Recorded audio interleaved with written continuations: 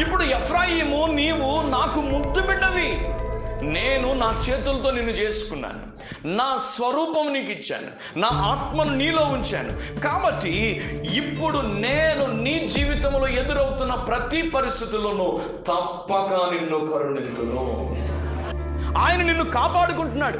ఆయన నీకు తెలియకుండానే ఆయన పర్యవేక్షణ, ఆయన కనుదృష్టి, ఆయన ప్రొవిజన్, ఆయన సమకూర్పు నీ జీవితంలో నువ్వు ఉండడానికి కానీ, తినడానికి కానీ, ఈ జీవితానికి కావలసిన సమస్తాన్ని ఆయన ప్రేమ ద్వారా సమకూర్చి ఇంకా నీ మీద ఆయనకి ఇష్టమైన బిడ్డగా నీవు మారి ఆయన కౌగిలిలో ఒదిగిపోతావని చూస్తా ఉన్నాడు. కానీ ఈ వ్యక్తి ఎవరో కనికరించాలని, ఎవరి ద్వారానో కనికరం పొందుతానని ఈ లోకములో బడి దేవుని దగ్గర ఉండవలసిన ఎఫ్రాయిం, అభివృద్ధి అని పేరు పెట్టుకొని పిలుచుకుంటున్న దేవుని బిడ్డ, అభివృద్ధి ఆశీర్వాదం అని పిలుస్తున్న దేవుని బిడ్డ, దేవుని యొద్ద కాకోకుండా ఏం చేస్తాడంట? కరుణించి వారి కొరకు.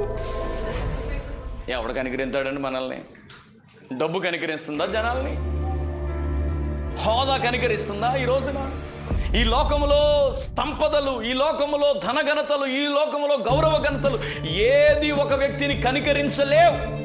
అందుగురించే దేవుడు ఎవరి కోసం చూస్తున్నాడు అని అంటే, తిరిగి వచ్చిన వారిని అందరినీ తప్పక కరుణించే తండ్రి. అందరు గట్టిగా చెప్పండి హల్లెలూయా. తండ్రి నువ్వు చేసిన పాపాన్ని మరలా నీకు గుర్తు చేయడు. తండ్రి నువ్వు చేసిన ఆ భయంకరమైన దుర్వ్యాపారం మరలా గుర్తు చేయడు. తండ్రి నీ జీవితంలో కలిగిన ఆ అవిధేయతను మరలా గుర్తు చేయడు. నా తండ్రి కనికరము చూపు తండ్రి, నీ జీవితంలో నీ పరిస్థితులన్నీ మార్చగలిగిన తండ్రి. తిరిగి వచ్చిన వారిని తప్పకుండా కనికరిస్తాడు. తిరిగి రావాలి. అందరూ అనండి మాట.